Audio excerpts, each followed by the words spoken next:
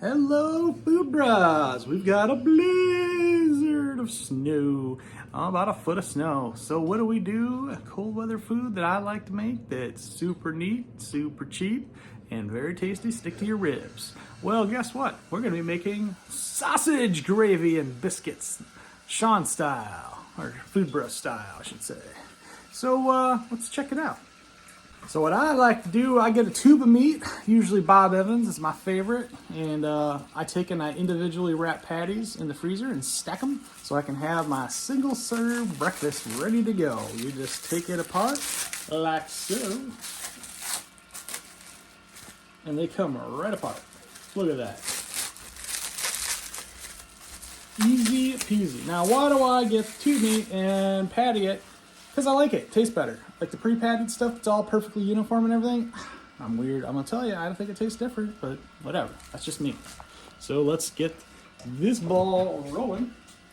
So I like a 10-inch skillet. I think that's the best skillet you could own. And get yourself a copper one. And get some nonstick spray. Spray that down liberally. Like so. Throw in a set of patty. Cover and put this on the lowest setting you can go and let that thaw. Yes, that's right. We're cooking from frozen for people. It's easier. I like it. It tastes the same. So, boom. All right, that's been cooking for a little while. And you can see we got a nice little patty starting to form. But we're not eating sausage patties. No, we're making gravy. So we're going to chop that up real nice.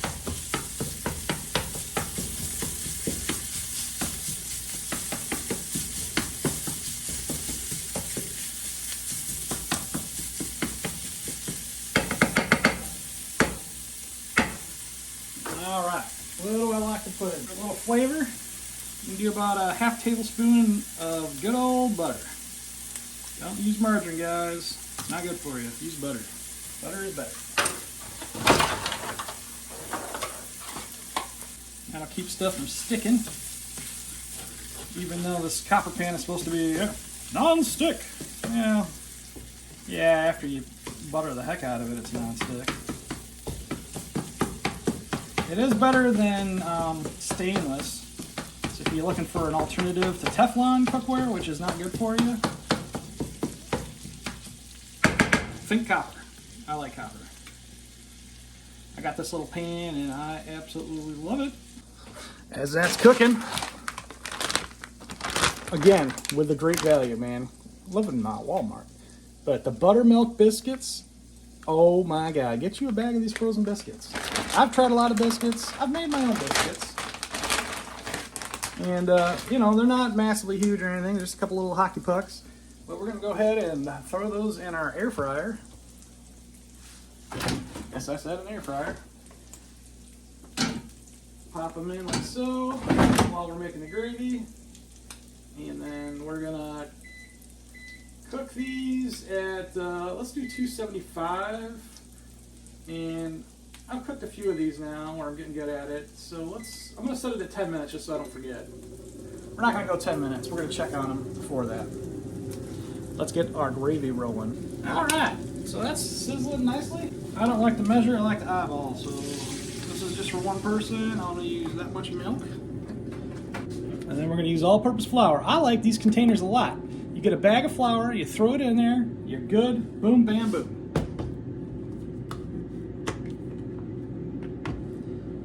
Bring up the heat just smidgen to like medium, and get yourself a nice flour sifter. I like the ones with the little legs on them because, like, when you're done sifting here, you can just set it right here, and it just kind of chills there. Pretty cool. All right, so again, just a little bit of flour to start. You want to sift it in. The reason is if you just throw it in there, you put too much in at a time, you're going to start making biscuits or bread. We don't want them. We want gravy. So let's slowly keep adding it. So we're going to keep sifting that in.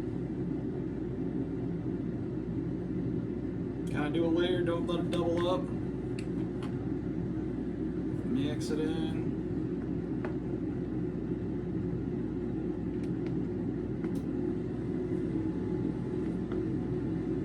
You have to remember not to get it overly thick unless you want ultra thick gravy. Because when you're making this, you're thickening with the flour and you're also evaporating the milk by cooking it. So it's kind of a trade-off, and then when this cools, it thickens. So you figure out how, thick you want your gravy to be. Just kind of eyeball it. I'll show you when we get there. Also, it's good to use lower heat, because if you use high heat on this, it'll cook faster, yeah, but milk likes to boil up and become like a lava flow. It goes nuts. We don't want that. We just want calm and cool. Now, it starts bubbling on the sides. It's probably going to start overflowing, so I usually since I have an electric stove top, I'll just pull it off to the side here a little bit, use half the burner. It's easier than trying to adjust the burner. And I don't know how many times I sifted in flour, if you guys are counting. But you can see it's just go back and forth, easy peasy.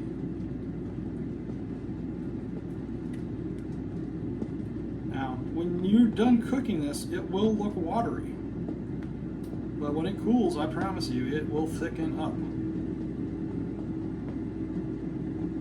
So you don't want to do it to like a milkshake consistency.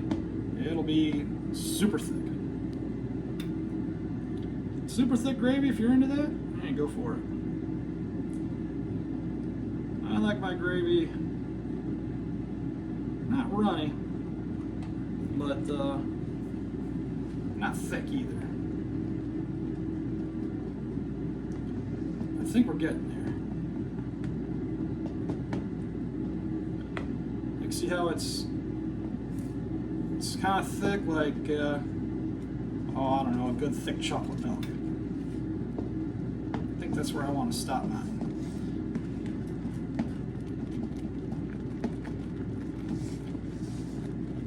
Okay, and it's already at a bubbling boil. Now here's what I like to do.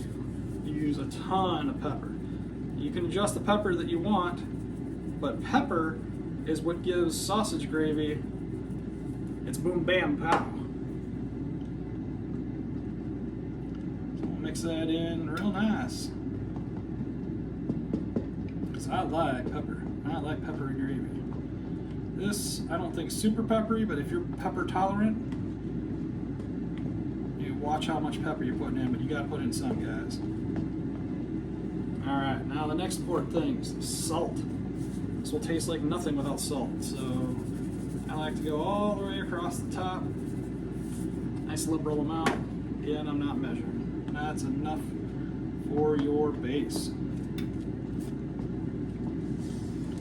Alright, turn the stove off, let this rust up a little bit. See how it's thickening? That's about right where you want it. That's beautiful. Yes, it will stick to the bottom of the pan if you don't if you heat it too much. We're not making bread, so don't let it stick. Keep kind of moving it around a little bit. See, that's where I like it, right about there. That'll thicken up a little bit more when it cools too. So, looking good, looking good. Let's check out on our biscuits. Can't get the camera over there, but it's starting to get golden brown, but they're a little bit raw on the inside, so I like to open them up, put them back in. They've been in there for, hot. They've been in there 6 minutes. They're a little bit raw on the inside. We're gonna let those cook for another few minutes. All right, it's been 8 minutes at 375. Oh, still doughy. We're gonna go the full 10, boys. All right, so that was 375 at 10 minutes. Oh, it's still a little dewy on the inside. All right, let's see what these look like after 12 minutes. All right, now we're cooked all the way through, and they get a little bit crispy. So you could adjust the heat down if you want, cook them longer. But honestly, I like these with a little bit of crunch. I think they taste muy fantastico with a little bit of crunch. Take our sausage gravy. Now see how much that's thickened up? See, I warned you. That's what she does. We got a lot of sausage gravy. Could probably use a little less than this, but hey, whatever. This serves one really full, or you can serve two, add a little more sausage and no more gravy, or milk and flour. There we go. I like to eat my breakfast. Coca-Cola. I don't drink coffee. That's my coffee. Let's see how she eats, guys. A nice big old chunk right here. Mm-hmm.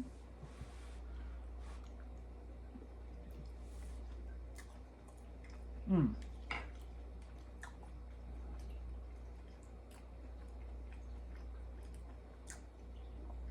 That's perfect. That is better than any box kit you can get. This costs virtually nothing to make. I mean, you're talking about $1 in supplies here, guys. That's the way to go. Good cold weather cooking right there. All right, food bro, out of here.